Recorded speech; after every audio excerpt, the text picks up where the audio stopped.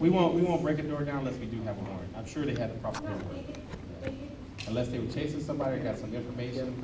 I mean, there's a whole lot of legalities of how we can get into a door. You know, if you don't have a search warrant, if there's a probable cause for whatever reason, and you know he goes in and locks the door, that you know that fire code that he has the door where it locks him inside. You know, it's a lot of things that I know about police. Very well, very well, very well. Okay.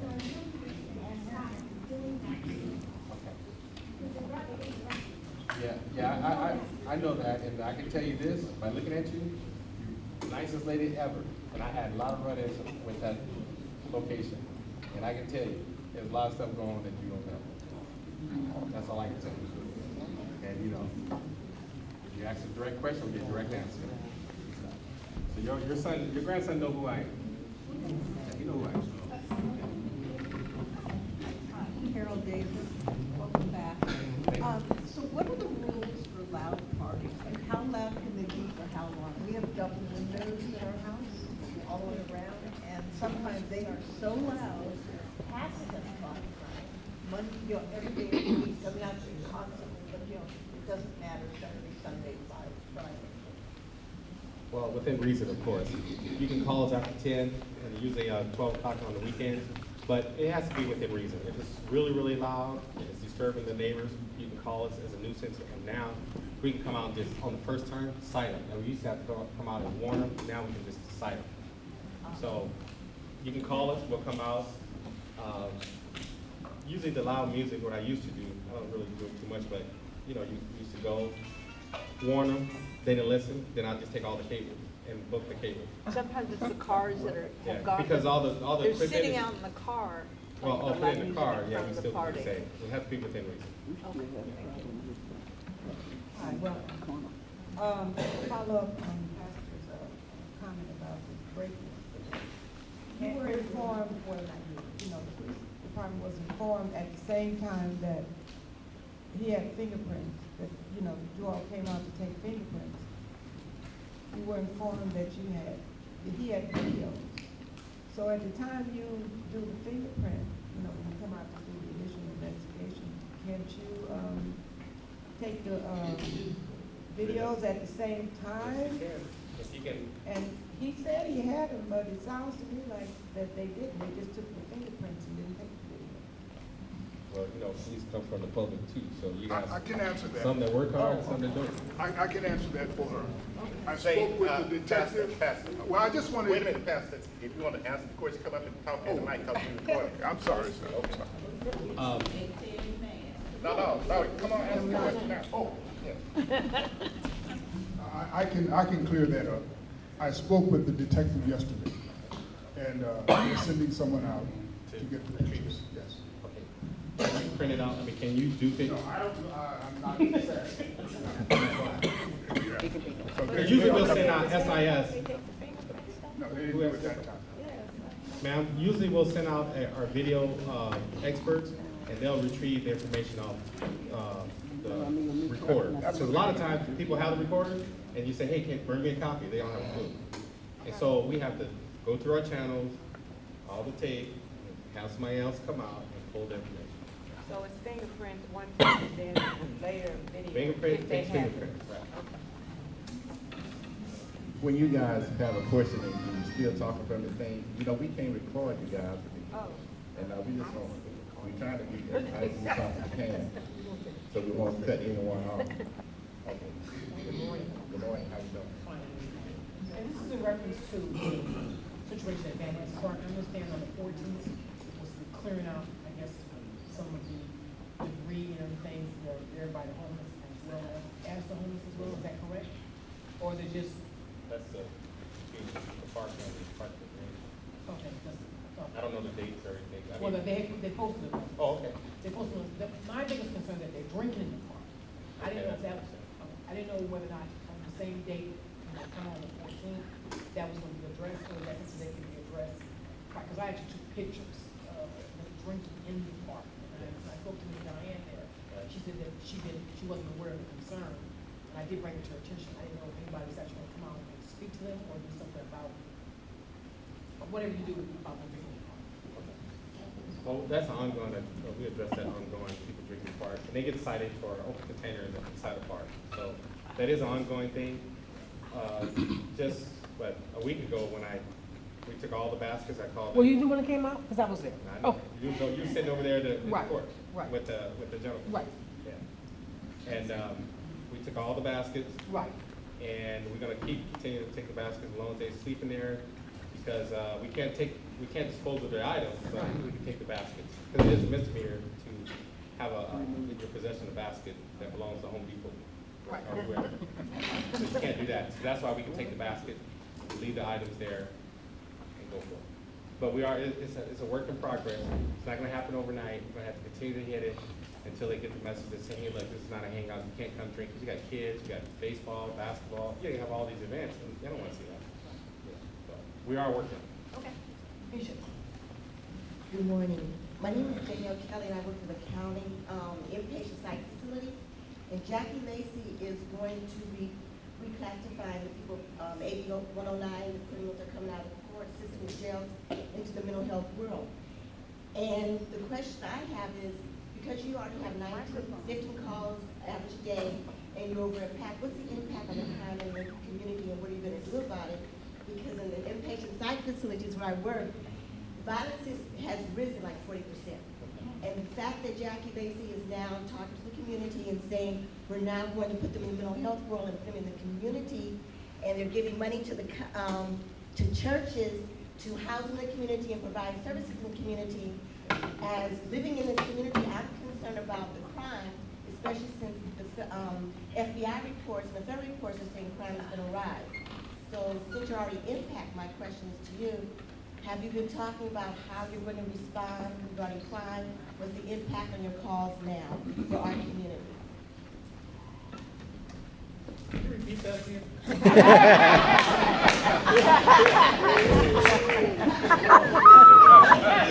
No, I got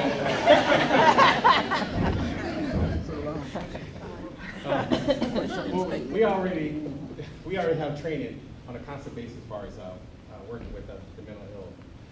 But as far as crime-wise, we're going to have to address that as it comes to us, and things that happen. We have something called a CAD committee. Whenever we have a spike in crime, we address it accordingly to whatever that crime may be. If we relate it to mental illness and whatnot, we have a special unit, MEU, will come out, evaluate, MEU, called mental evaluation unit. Okay.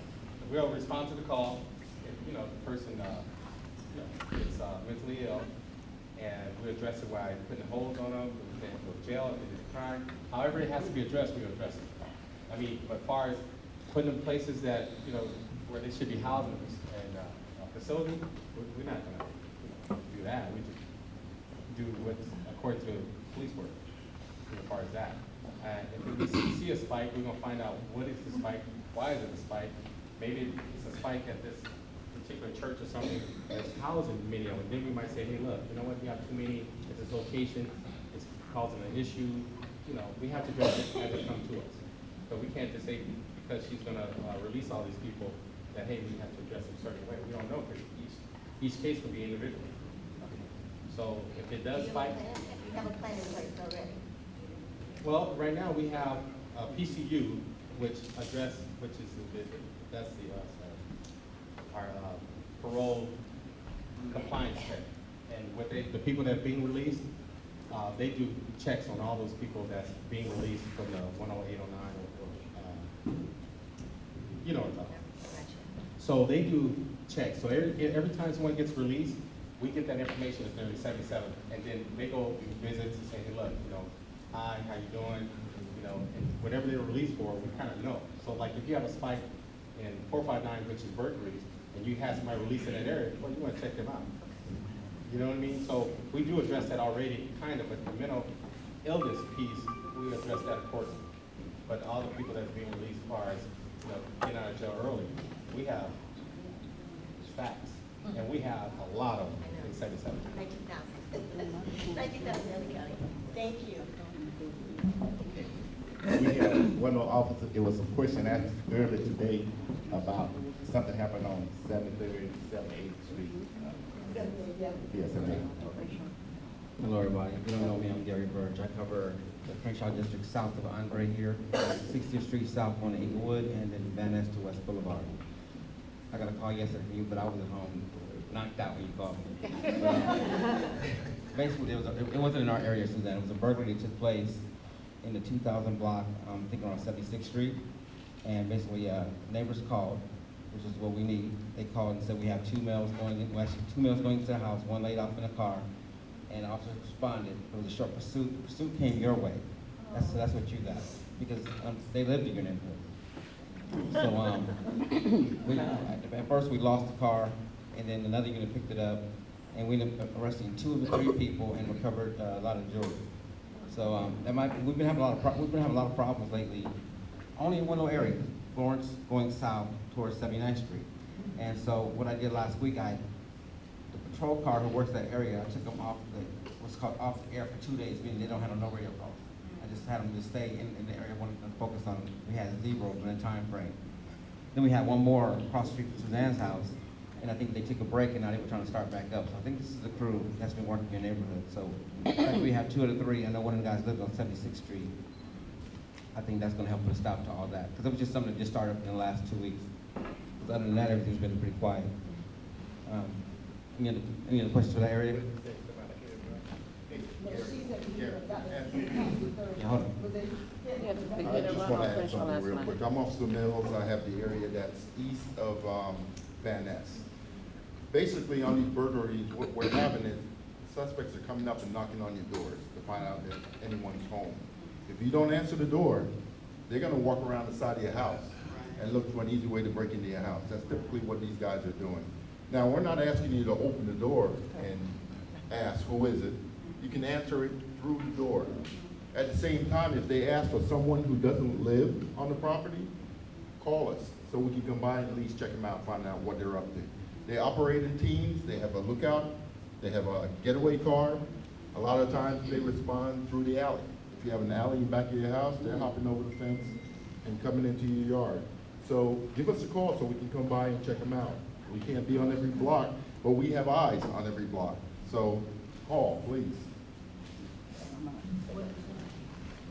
Someone mentioned hit and run with the last night, 63rd and Crenshaw. That's right now our biggest problem that I'm facing is just 2 things, twofold on Crenshaw. Number 1 is so much speeding. Even with all the vehicles, even with all the construction, there's too much speeding. 63rd and Crenshaw has a high number of accidents, and unfortunately, we've had a couple times when people got killed there. So last night, I guess it was a car, I just don't know what I heard on the news last night, but a car came speeding through, and the lady was 59 years old, something like that. And she was hitting the intersection and got killed right just south of where the laundromat is, in the middle of the street. You know something about it? No, I was just going to ask, was she actually in the intersection? Because there are people who, I come around a lot, and there are people that just cross between 63rd and Hyde Park. They just cross anywhere. They're not using the crosswalk. Well, I think that's probably what happened over there. I can't say for sure because our traffic is being handled and I haven't really come yet to get a report or anything. But I do know that there is a lot of pedestrians that cause the accident, especially at nighttime with dark clothes and you really can't see them. But it's still an issue with speeding. And you know, most of you guys will test. The whole thing of people using cell phones is ridiculous because you really have to assess your own driving skill. Because everybody thinks, well, you know, I can make a call, but no, you can't. You can't drive without a phone, nevertheless with the phone. And so our accidents have really gone up dramatically. And the other thing I was going to say is along Crenshaw, my intersection on 63rd Street, Hyde Park, and Florence, it's the same thing he has at the park. It's just loitering. People drinking in public, hanging out, smoking weed. The word is supposedly the weed is okay, but it's not. Matter of fact, we're in the process of closing 2 dispensaries in my area. One is at 76 in Crenshaw, and one is at 2600 Southwest Drive. They're both in the process of being closed down.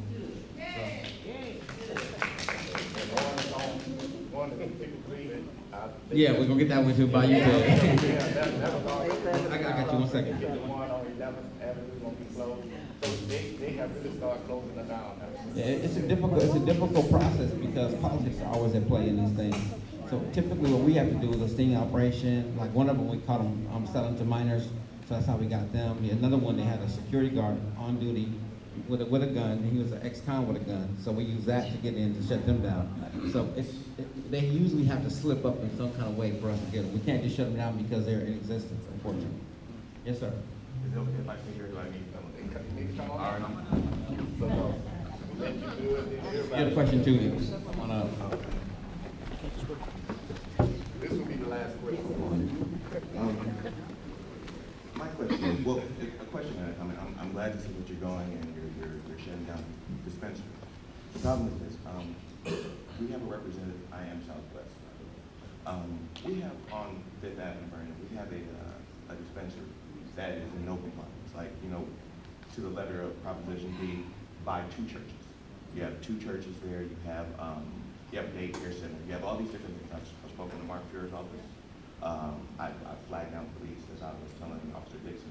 And everybody keeps passing the buck to one another saying, no, we can't do anything, or no, and it's very obvious place. Now that it's on between 5th and 6th Avenue, there's another right next to the A1 burger. Now there's another place directly across from it selling marijuana cards. Now 5th Avenue Vernon I've lived there 31 years. There has been practically no problems there. And now all of a sudden you're getting all types of people coming through that are making the neighborhood more and more suspect. I just want to know, how are we going to do something about this? Because every person I speak with says, no, this person is going to do it. And what's going to end up happening is all of the traffic that's bringing, then you're going to end up having to pick up my mom off the ground because, you know, somebody, you know, has done something, or there's been a drive-by, or there's been a problem because no one wants to do anything about this or can't do it. I just want to know, who do I speak with? Who do we speak with to get these people off? Because now they're also advertising on Crenshaw Avenue, come down to 5th Avenue and Vernon to come get marijuana cards. It's blatantly obvious. You guys cannot miss it when you pass it. There are churches there, so you can't say, oh, they're not within, they're out of the thing. It's blatant. And it's putting us in danger. And I just want to know, what are you guys going to do about it? Well, I can tell you what we do, and I can tell you what you should do. Okay. We have a detective in our narcotics unit that takes this stuff very personal. That's over in Southwest, right? 77. Yes, I actually, so it is He's pregnant. because. Well, let me address you real quick, okay? So basically, we've been working narcotics in there for a long time. We do not like having that stuff sold in our neighborhoods. We have no say-so over where they pop up. They don't have to check with us. They don't have to go through zoning. They just get to put them up. They get a letter has been sent to them all. Yeah, well, I mean, there's a lot of things under the works, but I'm just saying, we have no control over where they pop up at, none. So that's why we try to respond once they're up. So what we do is, like I just told you, we try to do surveillance on these places and try to find out where they're slipping. It also helps when we have citizens who tell us, hey, this is what I'm observing at this place. That's how we shut down the one that's how Southwest Drive is getting shut down. Church called, the neighbors called and said, hey, this is what they're doing. We looked into it and it was valid. Right. What you should do, sir, is write a letter, have your community get together and write a letter to the captain. Because, Southwest captain, yes, because what's gonna happen is, your narcotics unit, they're gonna get, trust me, they're gonna get a ton of complaints all over the place for narcotics. So what's the priority? The captain has to know that it's a priority for the community to get this particular place shut down. And so once you do that, you go to the top, and he's gonna make sure it's handled from there, because he'll generate a project, and then they'll have to report back and say, this is what we're doing on it. That's the best way to handle that over there. I'm sorry, I know that. I'll give you 30 seconds, I promise I'll be done. I woke up extra early. And that being said, you say that things need to be slipped up, you know, slipped up, things like that. Sometimes when you have something blatantly obvious, when it's obviously not where it's supposed to be, you know, there's no need for slip up. It's just simply, it needs to be taken care of. There are people in my community that do not want to write a letter because people are afraid of reprisal of what's going to happen. No one's going to sign their name to something knowing that, you know, that something may happen to their community. So that's all that I'm just simply saying. I'm just hoping that if you can, and you know, as you guys are doing what you're doing, if you pass by Fifth Avenue and there's something that you can do to maybe lean on these people, it's obviously they're not supposed to be there, and that you can do it so that one day somebody from my community doesn't get hurt because I have to go through the proper channels for something I shouldn't be there in the first place. Let me answer that question. What you need to do is go, you know, because I know they can't go in to these places, but we went straight to the city attorney and talked to them. Yeah, we went straight to him You can handle that and everything, because we complained about